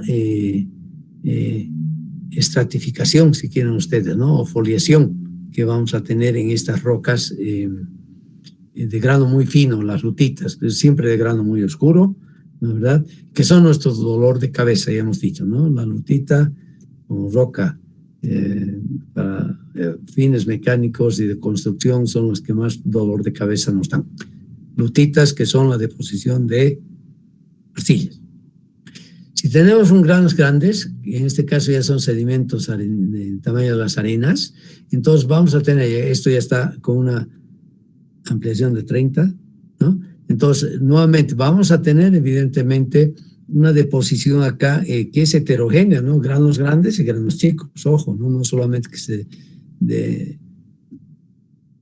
depositan un solo tamaño de granos, si quieren. O sea, es toda una granulometría de granos que se van depositando hasta que finalmente, debido a las fuerzas, más que la presión, fuerzas, al final de cuentas vamos a tener una composición de este tipo. Son granos, la mayoría son silicatos, ¿no? Son sílice con material cementante a su alrededor, que puede ser químico, puede ser físico. Físico pueden ser las arcillas y químicos pueden ser entonces carbonatos de calcio o óxidos de hierro como tal. Tenemos algunas rocas sedimentarias que tienen un color rojizo, ¿no es verdad? y ese color viene cabalmente porque tienen como cementante el óxido de hierro, ¿ya? Y finalmente aquí como rocas sedimentarias, son las químicas, son las calizas, ¿no? Los carbonatos de calcio, ¿no? Que se van a ir sedimentando y van a ir siendo transformados, y aquí sí transformaciones de verdad, se van recristalizando, si quieren ustedes, es carbonatos de calcio, hasta que logramos tener entonces nuestras calizas, materia prima para la fabricación de cemento. Nosotros vemos entonces estas rocas, y las rocas sedimentarias las vamos a dividir en dos grandes grupos desde el punto de vista de su textura. Unas que son masivas, que tienen una estructura aleatoria.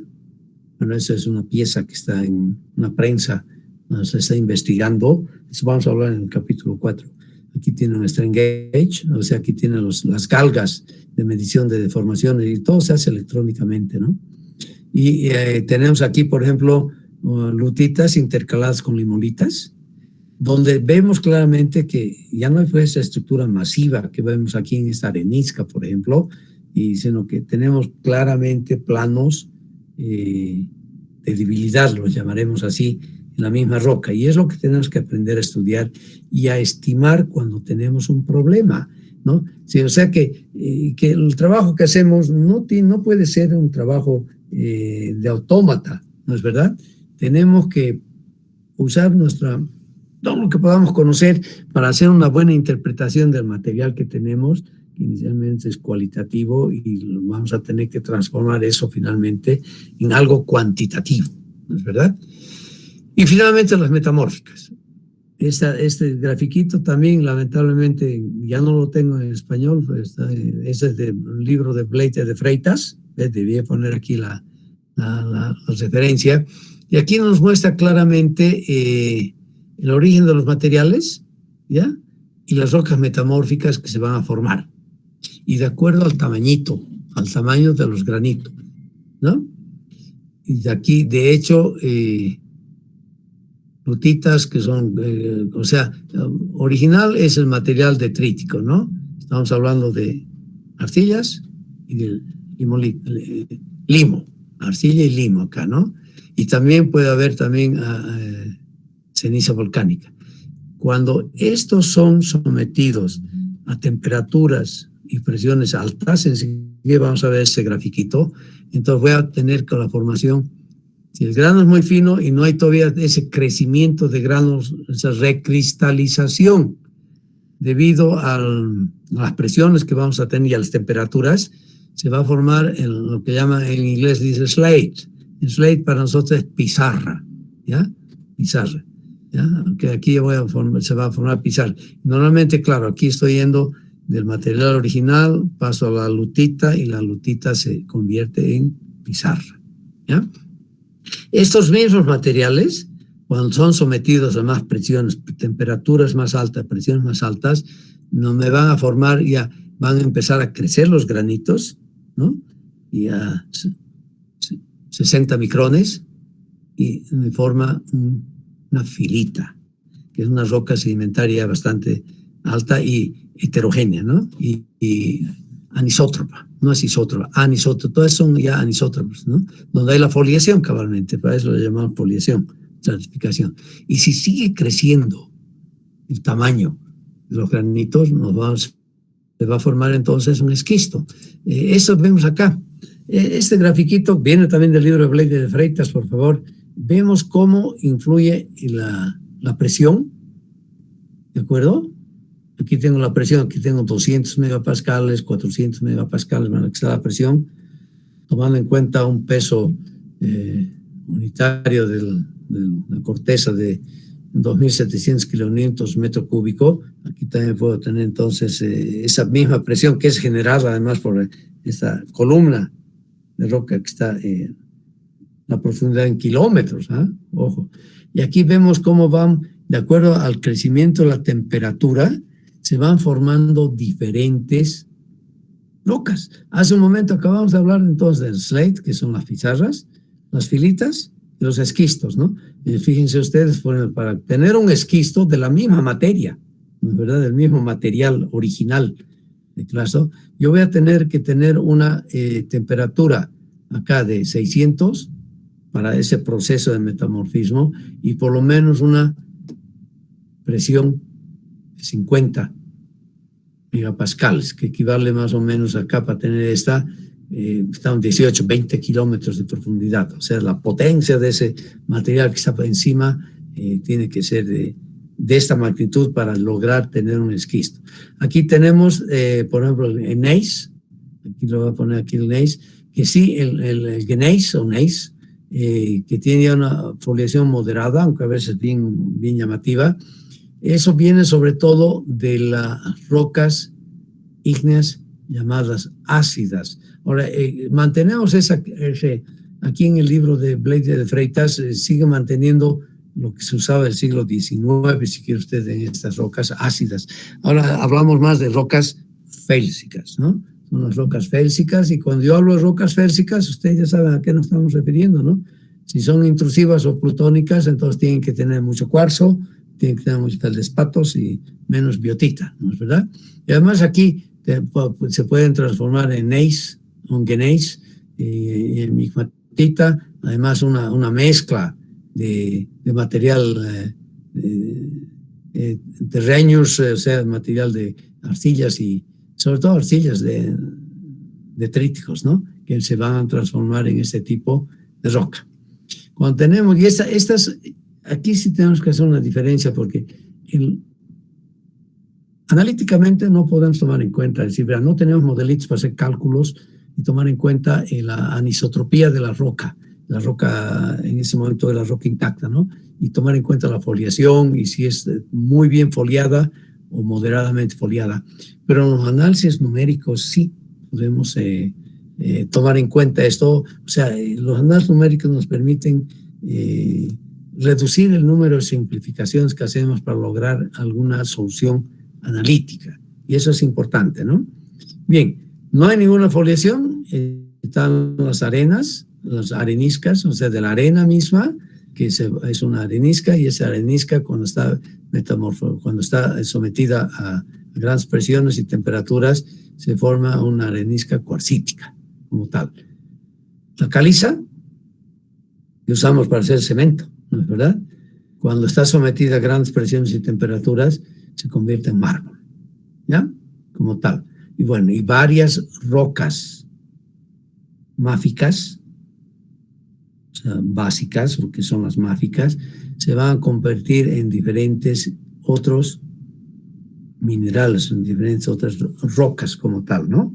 Con sus diferentes minerales, amfibolita, serpentita, eclusita, como tal, ¿ya? O sea que nosotros estamos, sobre todo en nuestra práctica profesional, estamos bien concentrados porque nos interesa mucho, estamos sobre todo acá, ¿no? ¿Ya? Y fíjense entonces, para llegar a un gneiss o a la migmatita necesitamos son presiones más altas y temperaturas también más altas, ¿no? O sea, vamos a tener diferentes tipos. Rápidamente, ejemplitos. La lutita, y normalmente todas estas rocas son bien negras, oscura. La lutita siempre va a ser oscura y bien laminada. Ustedes van a ver las lajas. Y de hecho llamamos lajas porque usamos la pizarra, o sea, la lutita ya metamorfoseada, y no al 100%, puede ser metamorfoseada, donde hablamos de la metalutita. Usamos mucho en la construcción, ¿no? Se usa mucho en la construcción, donde se encuentra la pizarra y que está semi-metamorfoseada. Por ejemplo, a ver, ¿dónde hemos encontrado en construcciones prácticas pizarras? Eran más que metalutitas casi. En la construcción del túnel de aducción de Misikuni, por ejemplo, hemos encontrado ese tipo de rocas donde estamos a más de 1000 metros de profundidad y claro, son rocas silúricas, ¿no? Que son más de 500 millones de años, entonces ya había un cierto metamorfismo en ese tipo de rocas, ¿no? La mica, que se va a convertir en filita, como tal, ¿no? Se va a convertir, y que tiene aquí, fíjense ustedes claramente, su foliación, ¿no? O sea que ya son rocas anisótrofas, definitivamente. O la caliza, la piedra caliza, carbonato de calcio, que se va a convertir en mármol. Claro, ustedes saben que se habla siempre del mármol de Carrara, que hay un yacimiento, un lugar donde aparece eso en Italia, donde han sacado siempre material para las grandes esculturas, ¿no? Es un material totalmente metamórfico con granos bastante grandes de carbonato de calcio, ¿ya? Entonces estoy repitiendo esta hoja. No sé por qué he puesto. Ya. Y el granito, eso sí tengo que poner el granito cuando está sometido a grandes presiones y temperaturas. Hemos visto 700, 600 y más de 20, 25 kilómetros de profundidad, se convierte en gneiss, ¿no? Y vemos claramente, miren, cómo se transforma el granito en una roca totalmente diferente, que nos va a indicar evidentemente cuál fue la dirección principal de los grandes esfuerzos que hicieron posible este trabajo. Hay una gran excepción hoy, que no he encontrado esas imágenes, las he perdido, ya las voy a encontrar, en Cachola Esperanza, en el río Beni. Ustedes saben que se forman las caídas, se llama Cachuela en Bolivia, en los ríos del norte del país, a los afloramientos de rocas, y aquí aparecen rocas ígneas y también metamórficas. Y en el caso del proyecto Cachuela Esperanza, se ha encontrado algo que todavía para mí no tiene explicación y no hay geólogo que me explique, porque tenemos intercalaciones de potentes capas de granito. Es un granito típico del escudo precámbrico, medio rosáceo, tiene bastante feldespatos, tiene cuarzo, tiene biotita también, ¿no? Pero tiene bastante feldespatos que le da su colorcito medio rosáceo, ¿no? Y capas intercaladas con el granito de gneiss, ¿no? Que han sido formados de esta roca madre, si quieren ustedes. Este granito ha sido metamorfoseado, cambiado a un gneiss, y se presentan intercalación de capas potentes ahí. ¿Cómo? ¿Por qué es eso? Porque uno podría suponerse, ¿no es verdad? Si todo este depósito de granitos, de rocas ígneas plutónicas, fueron sometidas a grandes presiones y temperaturas, toda esa masa debería haberse transformado en gneiss, ¿no es verdad? Pero no ocurre eso. Se transforma, son capas. O sea, algo más tiene que haber, ¿no es verdad? Y es la deducción a la cual tenemos que llegar. Seguramente ha tenido que influir además la acidez de ese material cuando se formaba el granito, que finalmente hace posible que se forme el gneiss como tal, ¿no?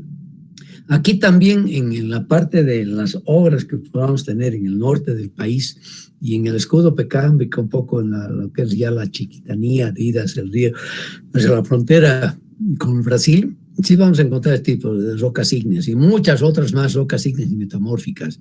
Realmente se ha estudiado muy poco todavía toda esa parte de Bolivia, les digo. Falta hacer mucho más estudios y seguir trabajando y seguir mapeando y identificando el tipo de rocas metamórficas que tenemos en esta zona de nuestro país. Hablemos ahora un poquito de la estructura.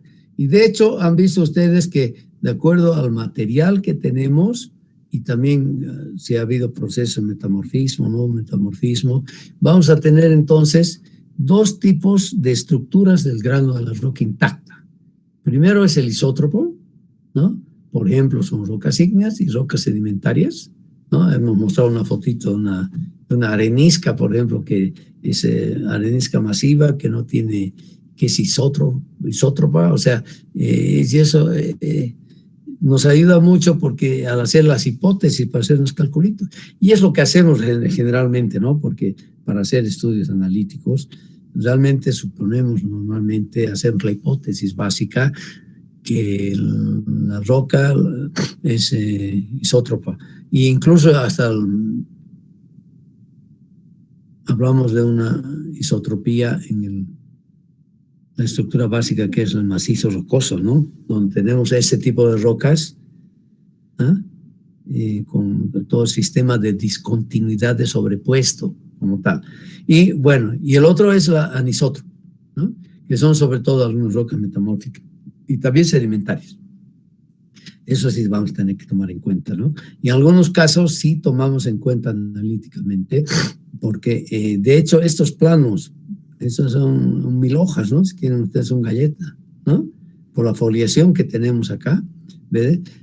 Tomamos en cuenta, normalmente si no tenemos exactamente la dirección de las fuerzas, etcétera, etcétera, para tener las resistencias pico máxima, tomamos las características de resistencia que son válidas para estos planos de contacto, para esos planos de esquistosidad que llamamos, ¿no? Pero aquí está claro entonces que las propiedades geomecánicas son pues, van a ser función de las distancias, de la dirección, perdón, ¿no? Que estemos considerando. Aquí no, en cualquier parte es lo mismo, ¿no? Cualquier dirección que yo tome, el valor va a ser constante, va a ser el mismo. Pero en las rocas anisótropas, no. En las anisótropas tenemos que tomar en cuenta que van a ser diferentes, ¿ya? Bien, resumimos rápidamente. Yo he visto que han hecho unas prácticas muy lindas también en geología regional, en el curso de geología general, o sea que eso van a tener que repasar un poco, ¿ya? Y aquí vamos a hablar un poco de las fallas. Debido a todos los movimientos tectónicos que tenemos, básicamente los movimientos de las placas tectónicas, la subducción en nuestro caso de la placa de Nazca por debajo de la placa continental, que además nos ha formado finalmente lo que ahora conocemos como la subplaca del altiplano o placa del altiplano, ¿no?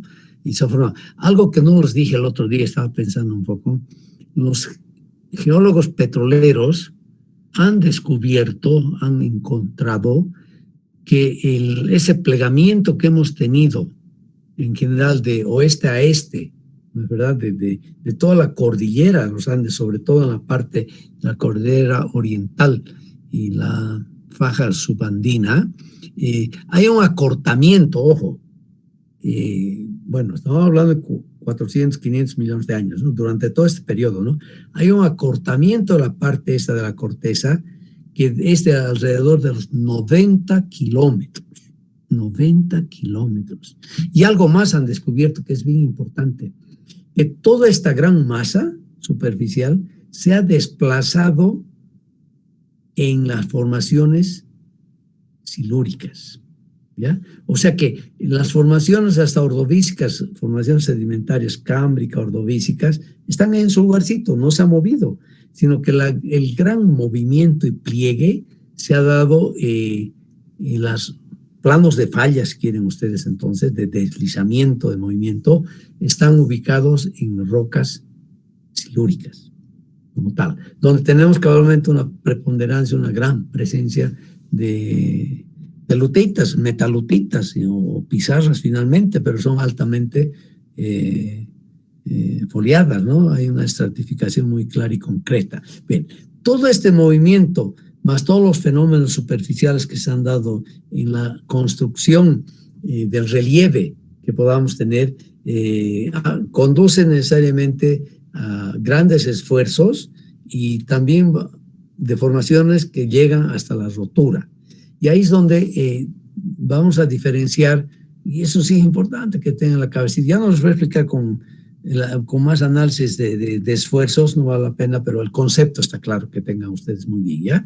Esta condición inicial, grandes esfuerzos, cuando tenemos que por razones de todas estas deformaciones, el esfuerzo de confinamiento, que lo vamos a llamar grosso modo horizontal, va reduciéndose, va a llegar un momento en que nos vamos acercando al estado de esfuerzos límite de falla y vamos a tener que un bloque, en este caso este bloque, va a caer hacia abajo, se va a deslizar hacia abajo como tal, ¿ya?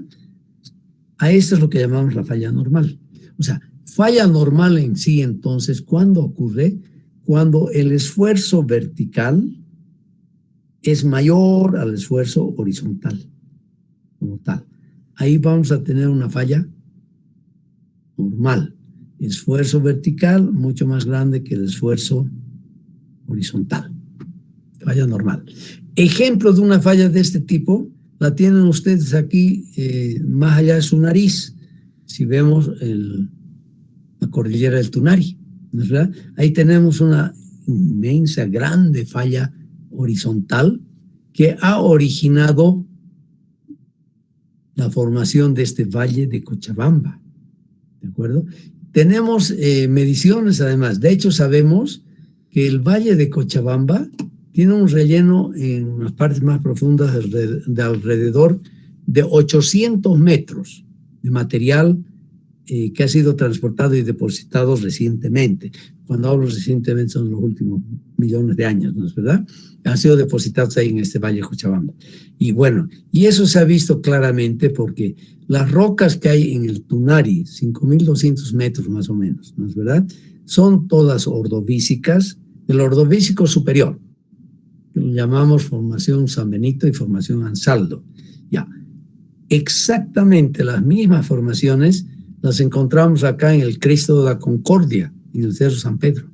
Son exactamente las mismas, ¿no es verdad? Y aquí estamos hablando de 2.800 metros más o menos de altitud, ¿no? O sea que estamos hablando entre el pico del Tunari, 5.200 metros, el San Pedro, 2.800 metros más o menos, de 2.400 metros que había ese hundimiento, digamos, de este bloque donde está el valle de Cochabamba, ¿no es verdad? Pero ojo, que si yo tomo los 800 metros más de relleno que tengo, entonces tenemos que hablar de que aquí hubo alguna vez, claro que no ha sido súbito, ojo, ¿no? Los fenómenos esos ocurren en función del tiempo, durante el tiempo, de más de 3.200 metros, que este bloque que subyace al valle de Cochabamba cayó respecto al bloque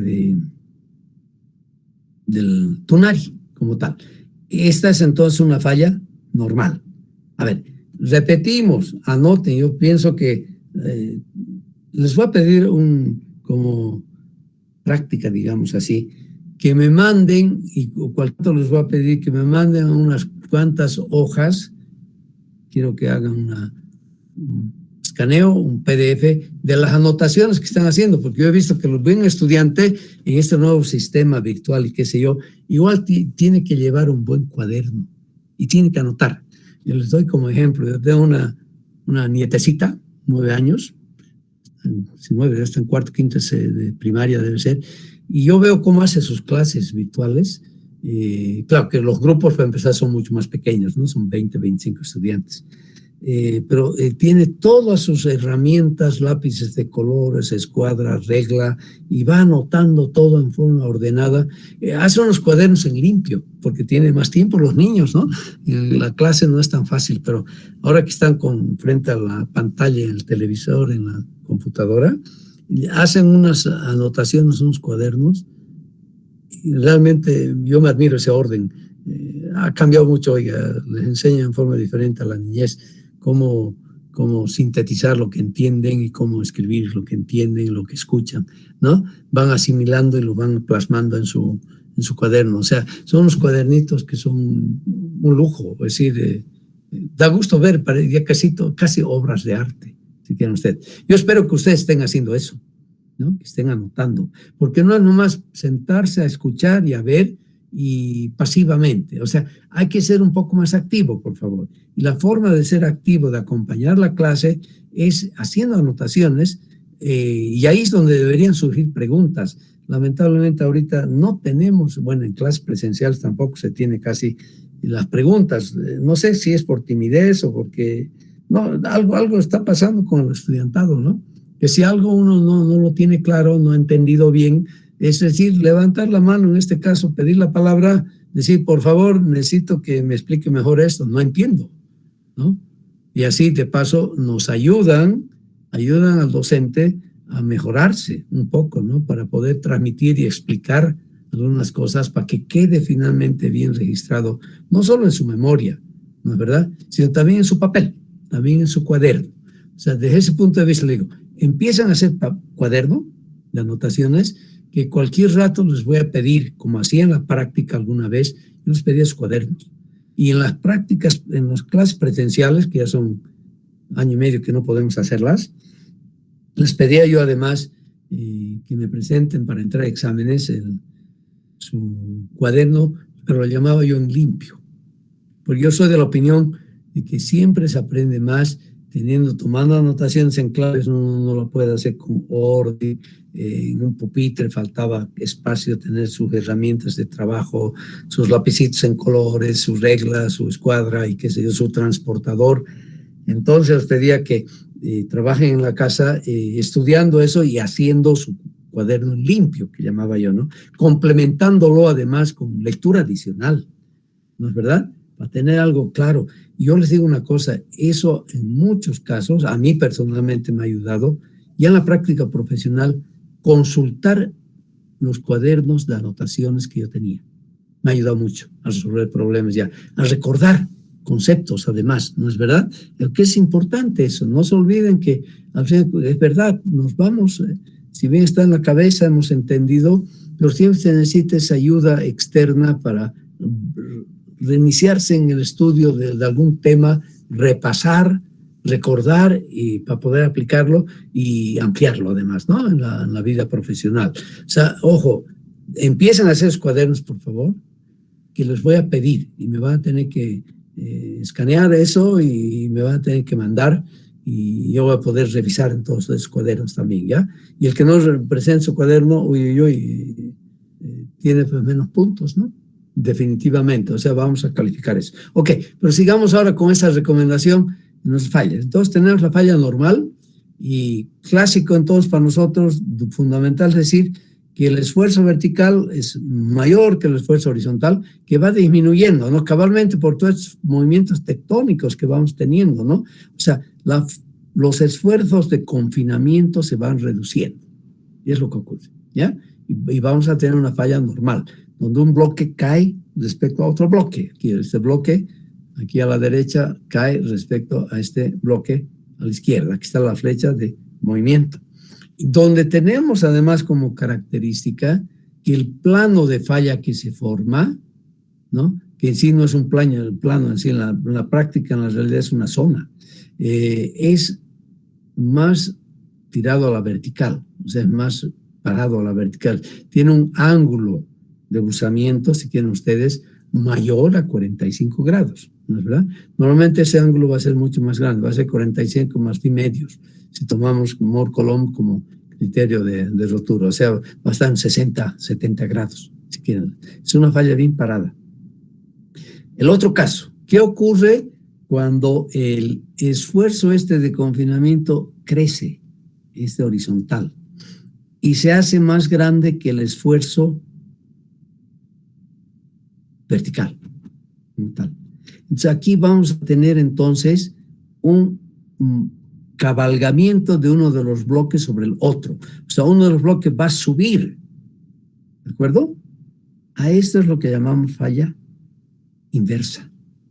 Y aquí el dibujito no está tan bien, les digo honestamente, habría que cambiarlo un poquito, porque el buzamiento de este plano asociado a una falla inversa es menor a 45 grados. Va a ser normalmente pi cuartos menos phi medios, ¿ya? Va a ser diferente, va a ser menor, ¿ya? O sea, esa es la característica además de una falla inversa, que la llamamos también falla de cabalgamiento. Entonces también es una falla de cabalgamiento, ¿de acuerdo? Ángulo menor. O sea, a ver, dos características fundamentales para nosotros entonces, que nos ayuda mucho en la práctica y cuando estamos ya trabajando, viendo proyectos, sobre todo obras subterráneas, la presencia de fallas, porque es un indicativo del estado de esfuerzos inicial que tenemos que adoptar para hacer unos calculitos, ¿no? Porque es nuestro gran problema. No se olviden que tenemos que partir de un estado de esfuerzos determinado, que lo asumimos normalmente, a no ser que sea una obra muy grande, que además con un presupuesto inmenso, que nos permita hacer ensayos in situ para poder determinar la magnitud, dirección y sentido de los esfuerzos principales, ¿no? Bueno, cuando tenemos entonces, recapitulamos porque es muy importante, es una falla normal, entonces de hecho vamos a saber que el esfuerzo horizontal es mayor que el esfuerzo de confinamiento, los esfuerzos que puedan estar aquí en el principal, en el plano horizontal, ¿no?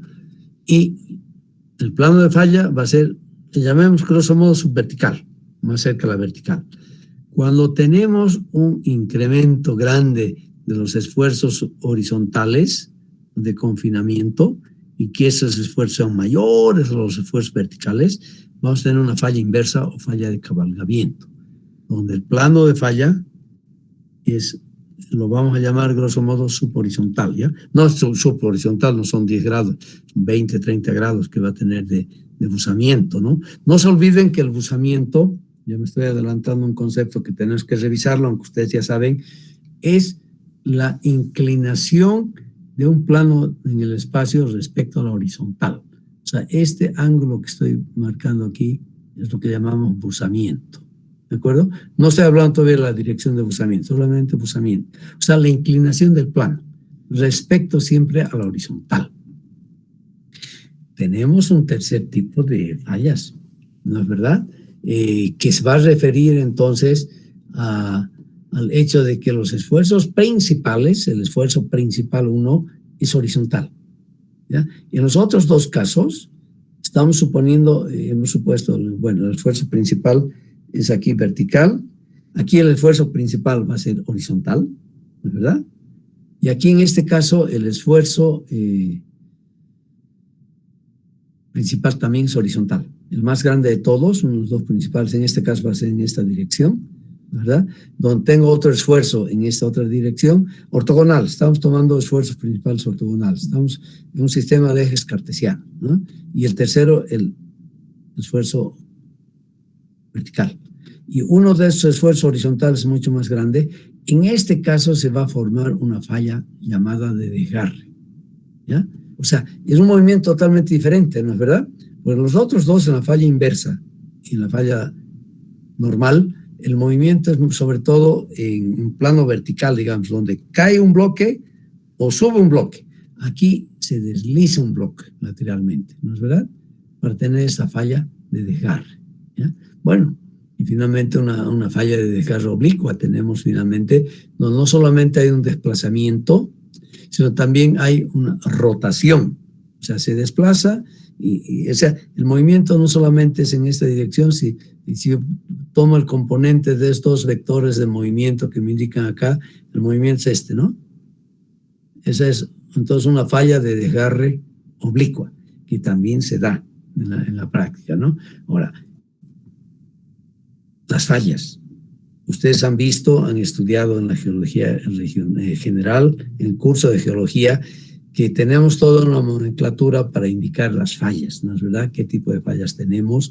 Y aparecen los planos, sobre todo las fallas importantes que son detectadas en el trabajo que se hace del mapeo geológico a detalle, que ahora está muy, muy facilitado con todas las herramientas nuevas que tenemos de fotos satelitales, etcétera, etcétera.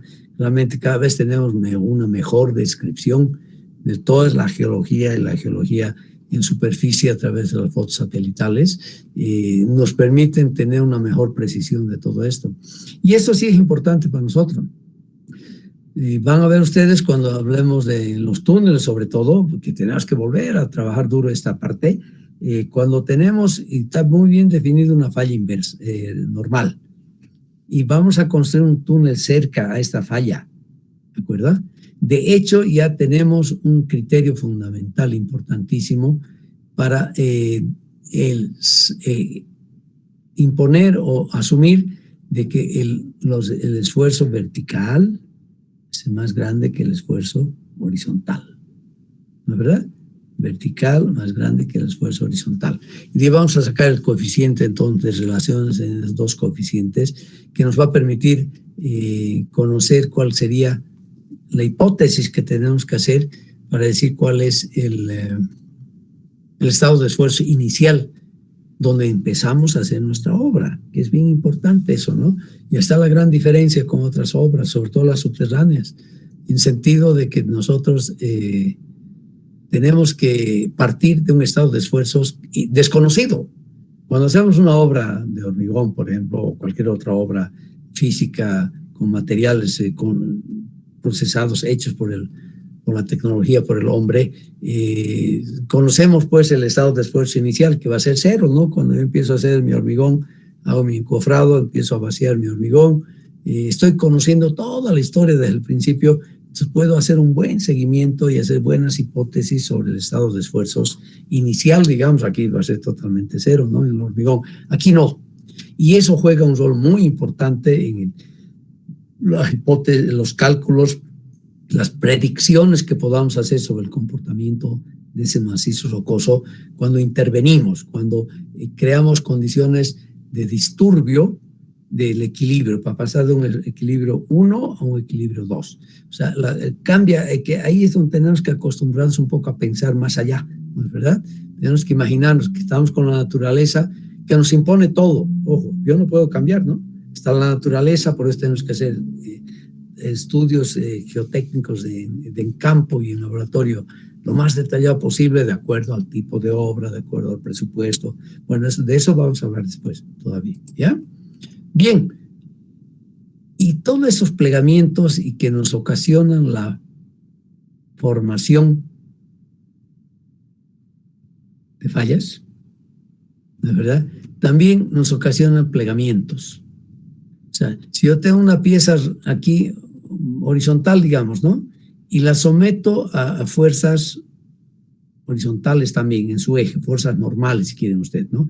Y voy incrementando su fuerza y voy incrementando su fuerza en función a la distancia entre los puntos de aplicación de las fuerzas. Y claro, de la sección de ese cuerpo, de esa viga, si quieren ustedes que estoy analizando, voy a tener, evidentemente, llega un momento,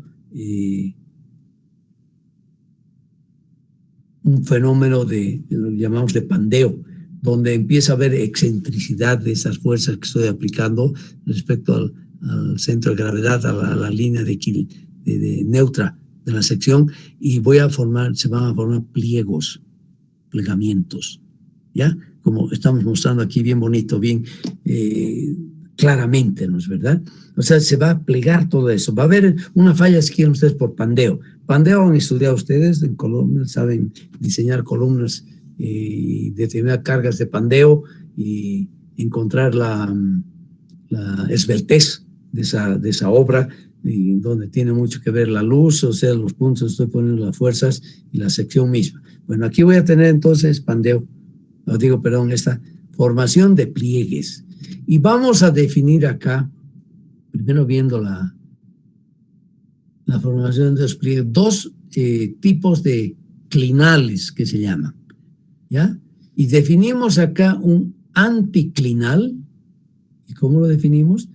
Es aquel pliegue donde los flancos se separan a partir de la bisagra. Eso llamamos aquí esta bisagra. Esa es lo que llamamos la bisagra. Se separan, se alejan. A eso llamamos un anticlinal, ¿ya? O sea, anticlinal es cuando los flancos del pliegue se separan. Y sinclinal es cuando los flancos del pliegue convergen aquí al eje del sinclinal, que llamamos, que en castellano usamos mucho la palabra bisagra, como tal, ¿de acuerdo? Entonces, este es un sinclinal. Y claro, todo este fenómeno de plegamiento viene además acompañado de la formación de una serie de fracturas, planos de discontinuidad, como aquí estamos mostrando claramente este plano de discontinuidad.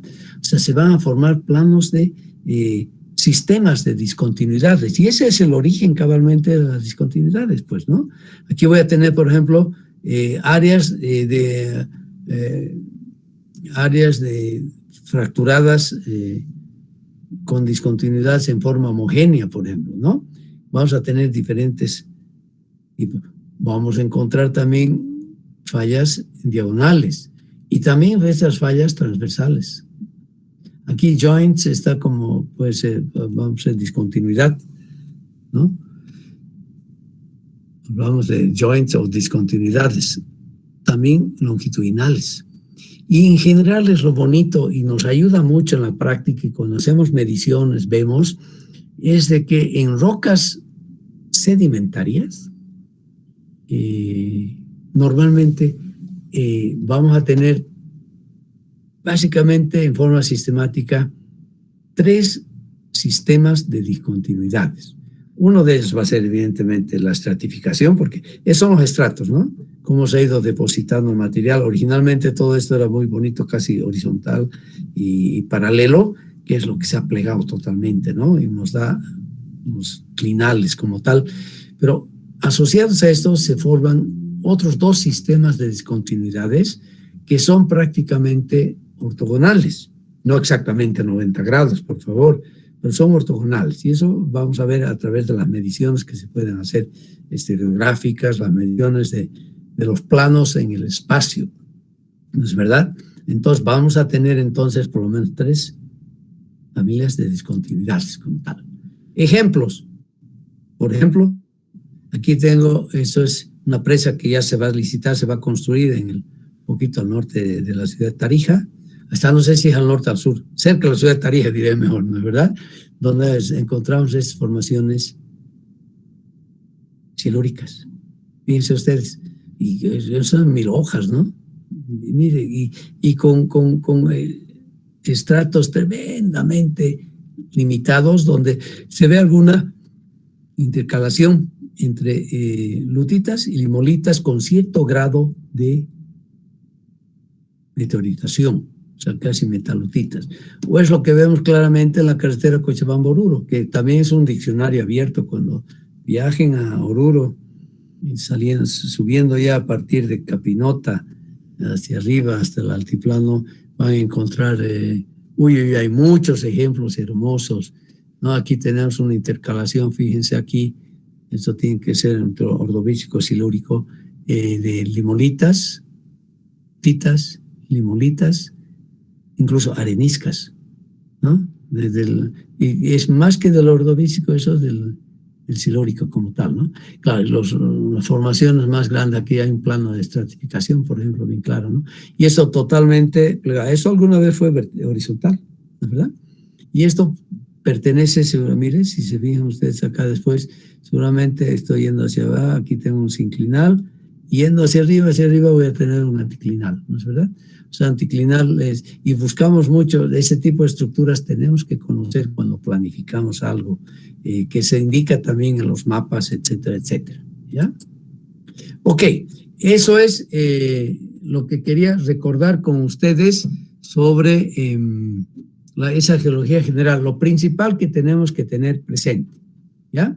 Bien, vamos a nosotros continuar, no corten, ahorita les propongo más bien para cambiar de tema, no corten, quédense en sala y yo nos vamos a dar, yo tengo las 10:20, vale la pena ahorita hacer